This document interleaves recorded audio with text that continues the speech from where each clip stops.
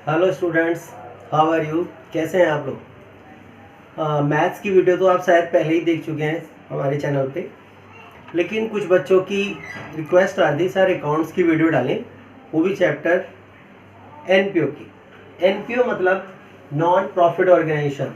तो आज मैं आपके लिए नॉन प्रॉफिट ऑर्गेनाइजेशन चैप्टर की वीडियो लेके आया हूँ।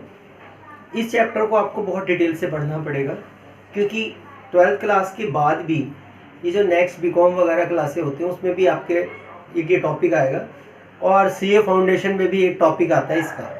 तो इसलिए आपको 12th क्लास में बड़े ध्यान से ये टॉपिक पढ़ना है, ताकि जब आप सीए फाउंडेशन के लिए जाएं या किसी और एग्ज़ाम के लिए जाएं तो आपको वहाँ पर थोड़ा दिक्कत ना हो, आपको पहले से सब कुछ पता हो। तो ज़्यादा टाइम बर्बाद ना करते हुए हम अपने टॉपिक पे आते। ये जो चैप्टर है 10 मार्क्स का आता है। 10 मार्क्स का चैप्टर है। कभी कभी क्या होता है इसमें एक 3 मार्क्स का एक क्वेश्चन, 1 मार्क्स का एक क्वेश्चन जो थ्योरेटिकल पार्ट भी हो सकता है, और 6 मार्क्स का एक और क्वेश्चन। 6 मार्क्स के क्वेश्चन में आपसे वो इनकम एक्सपेंडिचर बैलेंस शीट वगैरह पूछेगा।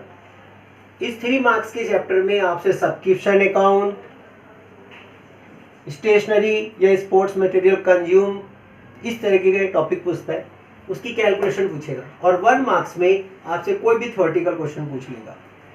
तो सबसे पहले हम लोग इस चैप्टर को देखते हैं नॉन प्रॉफिट ऑर्गेनाइजेशन। बुक में इसको ऐसे भी लिखा होता है नॉट फॉर प्रॉफिट ऑर्गेनाइजेशन। तो नॉट फॉर प्रॉफिट ऑर्गेनाइजेशन, ऐसे ऑर्गेनाइजेशन जिनका एम प्रॉफिट कमाना नहीं होता, सिर्फ वो अपने मेंबर्स को या सोसाइटी को सर्विस प्रोवाइड कराते हैं, वो होते हैं not for profit organisation. Means not for profit organisation are, ये ऑर्गेनाइजेशंस वो ऑर्गेनाइजेशंस होते हैं, दोज ऑर्गेनाइजेशंस, ठीक है, वो ऑर्गेनाइजेशंस होते हैं whose object इज नॉट, जिनका ऑब्जेक्ट प्रॉफिट कमाना नहीं होता, but to render service to its members. उसका एम सर्विस प्रोवाइड कराना भी होता है मेंबर्स को एंड टू सोसाइटी। इसलिए एक इसकी डेफिनेशन अगर 1 मार्क्स की आएगी तो डेफिनेशन देख लेना। अब बात आती है कि इसमें कौन कौन से अकाउंट बनते हैं चैप्टर में। तो मोस्टली इसमें रिसिप्ट एंड पेमेंट अकाउंट होता है। सबसे पहले नॉन प्रॉफिट ऑर्गेनाइजेशन एक अकाउंट बनाएंगे, रिसिप्ट एंड पेमेंट अकाउंट। ये अकाउंट कैश बुक की तरह होता है, जैसे आप लोग कैश बुक बनाते थे ना, उसी तरीके का अकाउंट होता है। मतलब एक तरफ रिसिप्ट, एक तरफ पेमेंट। दूसरा होता है इनकम एक्सपेंडिचर, और एक होता है बैलेंस शीट बनती है। इसमें 3 अकाउंट बनाती है नॉन प्रॉफिट ऑर्गेनाइजेशन। तो रिसिप्ट एंड पेमेंट अकाउंट क्या होता है? Receipt payment account is a summary of cash and bank transactions. मैं यहाँ पर इसलिए लिखा है ताकि आपकी थ्योरी भी साथ के साथ तैयार हो जाए चैप्टर की। Receipt and payment account is a summary of cash and bank transactions. It records all the receipt and payment whether the revenue और कैपिटल नेचर। क्या वो कैपिटल नेचर की हो चाहे रेवेन्यू नेचर की हो, सारी रिसिप्ट और सारी payment receipt and payment account में ही आएगी।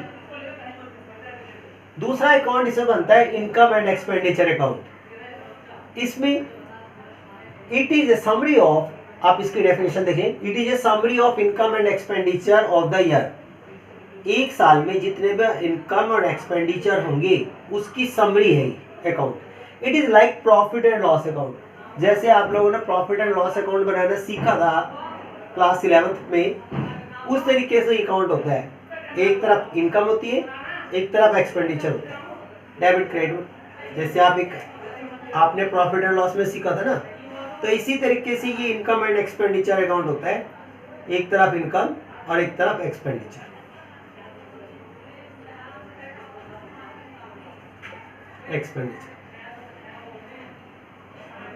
अगर आपकी इनकम का अमाउंट बड़ा है, लार्जर है, और एक्सपेंडिचर आपकी कम है, तो यहां जो बैलेंस बचता है वो कहलाता है सरप्लस।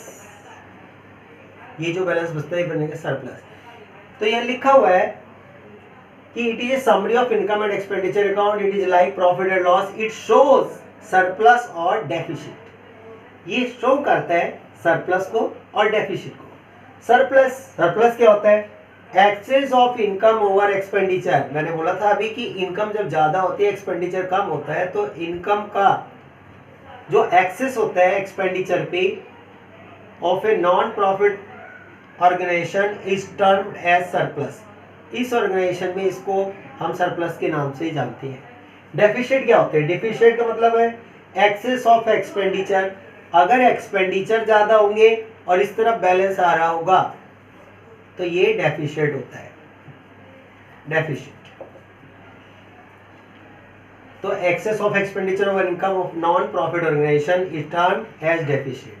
फिर उसके बाद बनती है बैलेंस शीट। इस क्वेश्चन में कई बार दो बैलेंस शीट बनती है, एक ओपनिंग बैलेंस शीट और एक closing balance sheet. Opening balance sheet capital fund find out करने के लिए पूछी जाती है और closing balance sheet total balance match करने के लिए।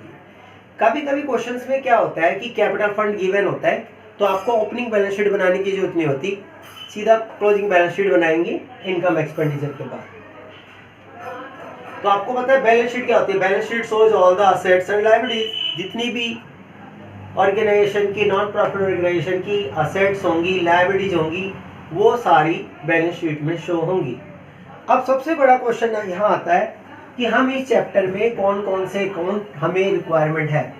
तो मैंने आपको पहले ही बताया 3 तरह के क्वेश्चन आएंगे। एक आएगा सब्सक्रिप्शन को कैलकुलेट करने का, तो एक आएगा कैलकुलेशन ऑफ सब्सक्रिप्शंस। एक टॉपिक ये हो गया। दूसरा टॉपिक है इसमें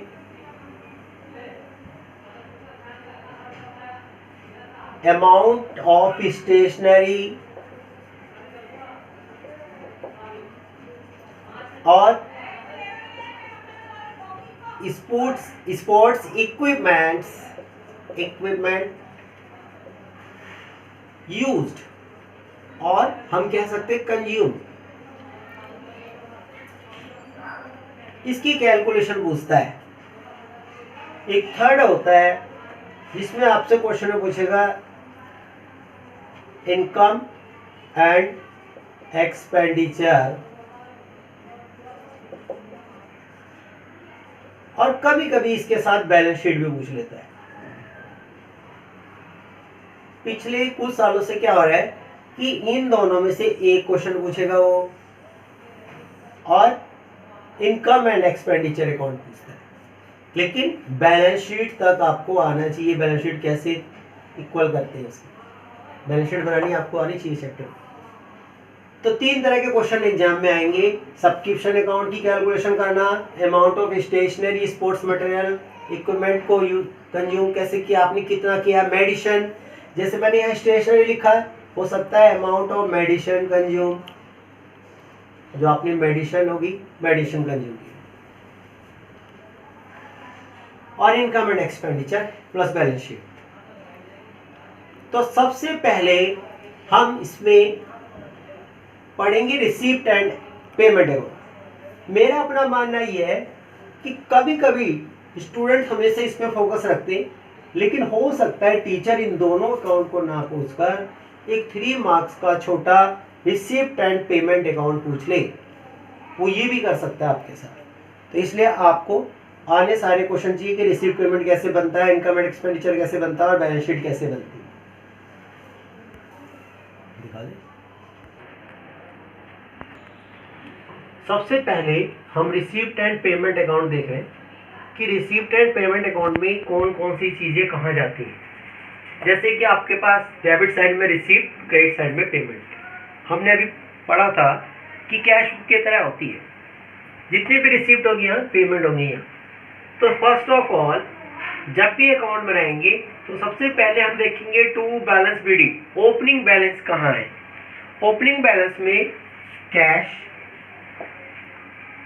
बैंक, मोस्टली ये 2 वैल्यू होती है, और कभी कभी एफडी, फिक्स डिपॉजिट वगैरह भी यहाँ पर आ जाते हैं। ठीक है, ये याद रखना कि फिक्स डिपॉजिट वगैरह भी आ जाते हैं। तो लेकिन हम रिसीप्ट की बात करें तो सिर्फ बैलेंस बीडी में कैश और बैंक दो वैल्यू डालेंगे हम, कैश और बैंक। यहाँ पर सिर्फ कैश और बैंक की वैल्यू लिखेंगे और इनका टोटल बाहर लिख देंगे। उसके बाद होता है टू सब्सक्रिप्शन। अब सबसे बड़ी बात यह है कि जो नॉन प्रॉफिट ऑर्गेनाइजेशन है उसके फंड का सोर्स क्या है, उसको फंड कहाँ से मिलता है, क्योंकि वो कोई आइटम तो बेच नहीं रहा है, तो उसको मिलता है सब्सक्रिप्शन से। सब्सक्रिप्शन क्या होता है, जो उसके मेंबर मंथली या एनुअली जो अपनी मेंबरशिप फीस देते हैं उसको हम बोलते हैं सब्सक्रिप्शन। इनका एक और बहुत बड़ा सोर्स होता है नॉन प्रॉफिट ऑर्गेनाइजेशन का डोनेशन। तो ये कुछ सोर्सेस है जिससे इनको फंड मिलता है और ये अपने ऑर्गेनाइजेशन को मेंटेन करते हैं। तो सब्सक्रिप्शन, अब सब्सक्रिप्शन में क्या है, सपोज करो हमारी एक क्लब है, हमारा उस क्लब के पास 100 मेंबर्स हैं, ठीक है, और 100 मेंबर्स में से 90 मेंबर्स ने हमें पिछले साल का सब्सक्रिप्शन दे दिया और 10 मेंबर्स का ड्यू है। जो लास्ट ईयर के जो 10 मेंबर का ड्यू है वो हमें सपोज इस साल उन 10 मेंबर्स का सब्सक्रिप्शन मिल रहा है, तो तब हम यहाँ पर 3 साल के लिए यहाँ पर होता है, कभी कभी देखो क्या होता है, for the current year, current year का जैसे एग्जांपल ले लूँ मैं, यहाँ 2020 है हमारा साल, तो यहाँ 2019 का जो बैलेंस हमें मिला है फॉर द करंट ईयर, ये प्रीवियस ईयर का, sorry for the previous year, पहले हमें प्रीवियस ईयर का यहाँ लिखना होता है, फिर फॉर द करंट ईयर जो करंट ईयर का मिला होता है, और फिर फॉर द नेक्स्ट ईयर। कभी कभी क्या होता है कि कुछ मेंबर्स एडवांस में सब्सक्रिप्शन दे देते हैं नेक्स्ट ईयर का भी, तो उसका सब्सक्रिप्शन 2021 का यहाँ लिख देंगे, जो नेक्स्ट ईयर के लिए मिला होगा हमें 2020 में। हमने एग्जांपल 2020 करंट ईयर ये लिया है, तो करंट ईयर, प्रीवियस ईयर और नेक्स्ट ईयर, इन तीनों का अमाउंट जोड़कर हम बाहर की तरफ लिख देंगे, तो ये हमारा होगा सब्सक्रिप्शन। अब एक सबसे बड़ा होता है एंट्रेंस फीस। कभी कभी आपने देखा होगा एंट्रेंस फी गिवन होती है, एंट्रेंस फीस। कई बार क्या होता है, क्लब कोई फंक्शन करा रहा है, कोई चैरिटेबल प्रोग्राम करा रहा है, तो उसकी एंट्री से जो फीस आती है वो एंट्रेंस फीस वगैरह होती है। एंट्रेंस फीस के बाद आती है डोनेशन। डोनेशन दो तरह की होती है, जनरल डोनेशन और स्पेसिफिक डोनेशन। अब जनरल डोनेशन और स्पेसिफिक डोनेशन में क्या डिफरेंस है वो देखना हमें। जनरल डोनेशन में क्या होती है, जब डोनेट करने वाला ये ना बताए कि किस पर्पज के लिए डोनेशन है, तो जनरल डोनेशन में शामिल करते, इंक्लूड करते हैं। और जब ये लिखा हो कि बिल्डिंग बनाने के लिए, कि ऑर्गेनाइजेशन की जो बिल्डिंग फंड है, बिल्डिंग फंड के लिए हम पैसा दे रहे हैं, तो वो स्पेशल डोनेशन या स्पेसिफिक डोनेशन या donation for building fund, donation for building, और कभी कभी स्पोर्ट्स फंड के नाम से, जैसे आपने कोई स्पोर्ट्स का प्रोग्राम कर रहे हैं उसके लिए फंड दे रहे हैं, बिल्डिंग और स्पोर्ट्स के लिए, तो वो ये स्पेसिफिक डोनेशन हो गई। तो आपने डोनेशन में दो तरह की डोनेशन होती है, जनरल डोनेशन और स्पेसिफिक डोनेशन। उसके बाद एक होती है लाइफ मेंबरशिप फी।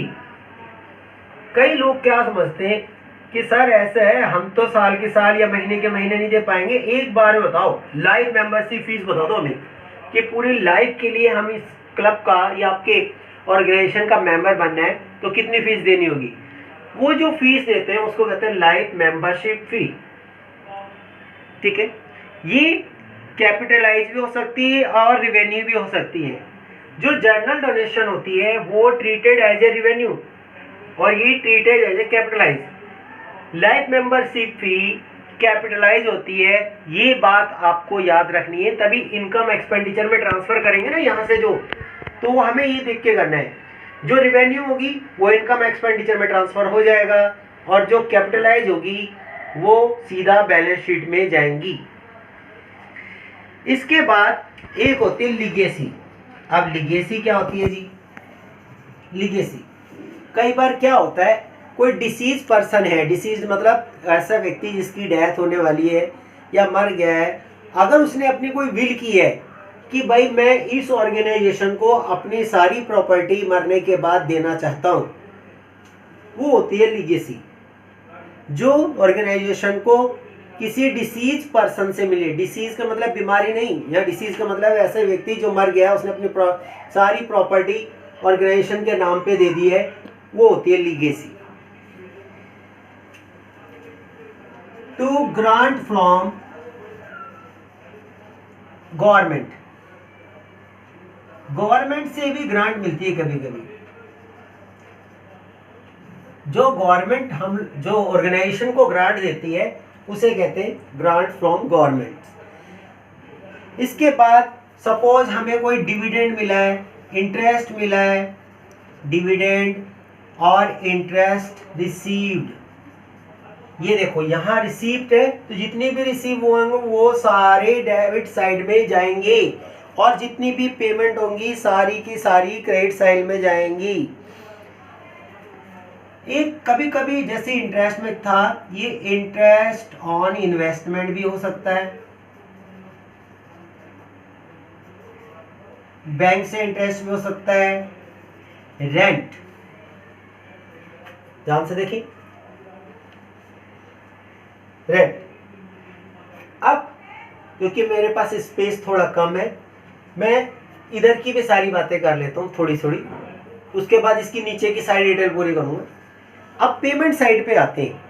पेमेंट साइड में क्या होता है, जैसे हमारा यहाँ बैलेंस बीडी ओपनिंग का है, ऐसे ही हमारा बैलेंस बीडी यहाँ भी हो सकता है क्रेडिट साइड में भी।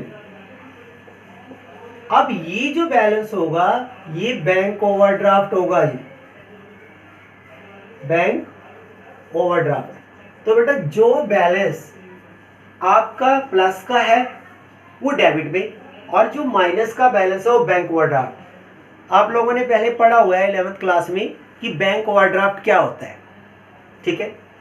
जब बैंक में नेगेटिव बैलेंस होता है, मतलब आपने अपने डिपॉजिट अमाउंट से ज़्यादा विड्रॉवल कर रखी है, तो वो होता है बैंक ओवरड्राफ्ट। तो उसका बैलेंस जो है by balance BD credit side में आता है। उसके बाद पेमेंट की बात करते हैं। पेमेंट में बहुत सारे खर्चे हो सकते हैं, जैसे रेंट है, सैलरी है, वेजिस है। तो सबसे पहले salary and wages,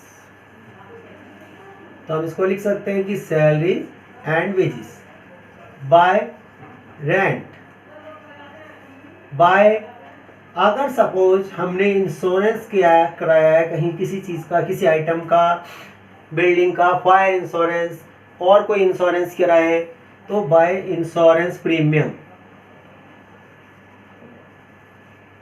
bye telephone charges, by electricity charges,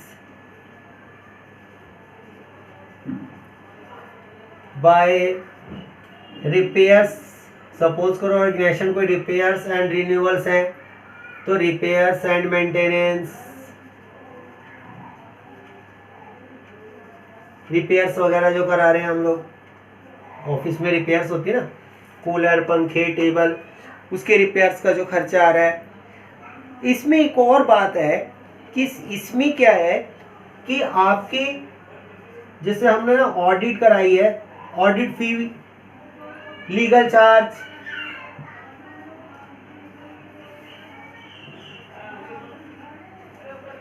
इसके अलावा इसमें क्या होता है कि जो हम असेट्स वगैरह खरीदते हैं ना, जितने भी असेट्स खरीदेंगे उनकी पेमेंट भी इधर ही दिखाएंगे। जैसे सपोज करो आपने कोई फिक्स असेट्स खरीदा है, फिक्स असेट्स, अब आपको बताने की जरूरत नहीं है फिक्स असेट्स क्या होते हैं। बताओ क्या होता है बेटा फिक्स असेट्स? फिक्स असेट्स होता है फर्नीचर, बिल्डिंग, बुक्स, ठीक है, एसेट्रा एसेट्रा, जिन पर डेप्रिसिएशन चार्ज करते हैं हम लोग, वो फिक्स असेट्स होते हैं। फिर आपने एक इन्वेस्टमेंट कर दी by X% investment. Suppose organization के पास बहुत सारा पैसा बचा हुआ है और हमें लगता है कि हमें पब्लिक इंटरेस्ट के लिए इन्वेस्टमेंट करनी चाहिए, तो हमें तो इंटरेस्ट मिलेगा ही। तो ये X% का मतलब है रेट ऑफ इंटरेस्ट, जैसे 10%, 12%। जितने भी आप पेमेंट करेंगे वो सारी क्रेडिट साइड में जाएगी और जितनी भी रिसीप्ट करेंगे वो सारी डेबिट साइड में आएगी। इसमें बहुत सारे आते हैं, प्रिंटिंग, स्टेशनरी,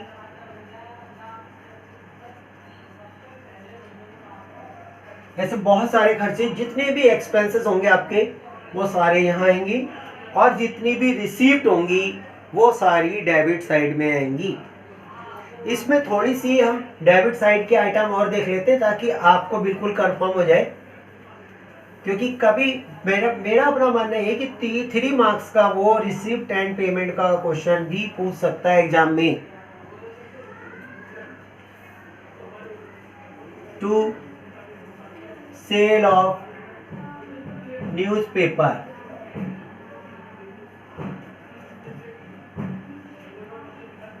ये ओल्ड न्यूज़पेपर है, हम कह सकते हैं कि सेल ऑफ ओल्ड मटेरियल्स, जो हमारे पुराने वेस्टेज जो है उसको बेचकर हमें जो पैसा मिलेगा वो भी रिसिप्ट साइड में यहीं पर आना है। और इसमें बहुत सारी सन्डी रिसिप्ट हो सकती है हमारे पास बहुत सारी सन्डी रिसिप्ट हो सकती है। इसमें एक और है कि हमारे पास ना लोकर रेंट, कभी कभी क्या हमारा ऐसा ऑर्गेनाइजेशन है जो लोकर प्रोवाइड कराता है। बैंक के लोकर्स होते हैं ना, जहाँ लोग अपने मनी रखते हैं, अपने कैश नहीं रखते ज़्यादातर ना, वहाँ पर ज्वेलरी वगैरह रखते हैं लोग। लेकिन आजकल बहुत सारे लोग चोरी के डर की वजह से लोकर में कैश भी रखाते हैं।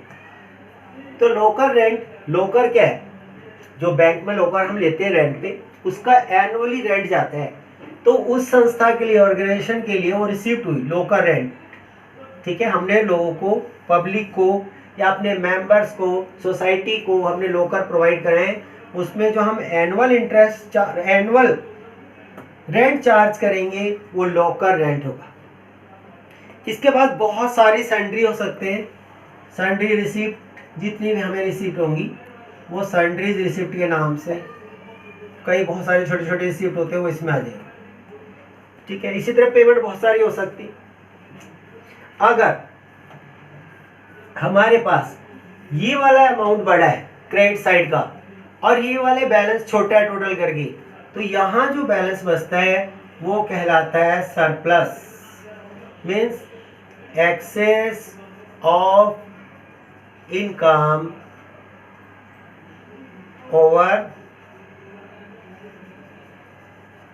एक्सपेंडिचर।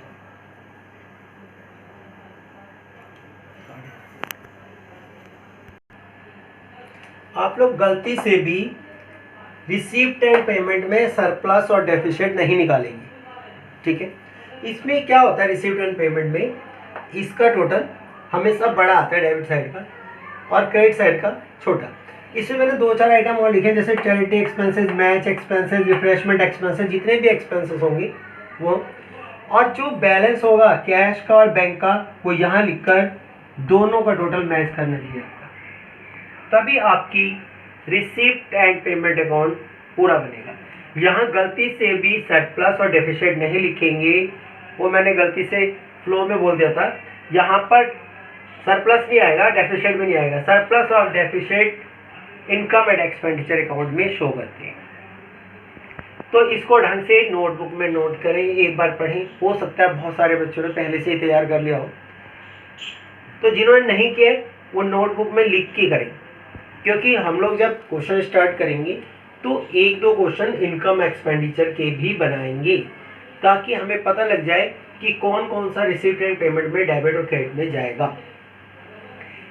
इसके बाद हम लोगों ने जो टॉपिक पढ़ना है, ये रिसीप्ट पेमेंट था, वो है इनकम एंड एक्सपेंडिचर अकाउंट, जो मेन टॉपिक है इस चैप्टर का। तो आप लोग इसको नोट कर लें, समझ लें, और चैनल को सब्सक्राइब कर लें और अपने फ्रेंड्स को शेयर करें, ताकि जितने ज़्यादा व्यूज़ होंगे उतना ज़्यादा मोटिवेशनल मिलेगा अगली वीडियो बनाने के लिए। मैं कोशिश करूँगा कि जैसे ही आप ये वीडियो देखेंगे उसके 2-4 घंटे के बाद ही आपको इनकम एंड एक्सपेंडिचर की वीडियो मिल जाएगी। Okay, thank you students.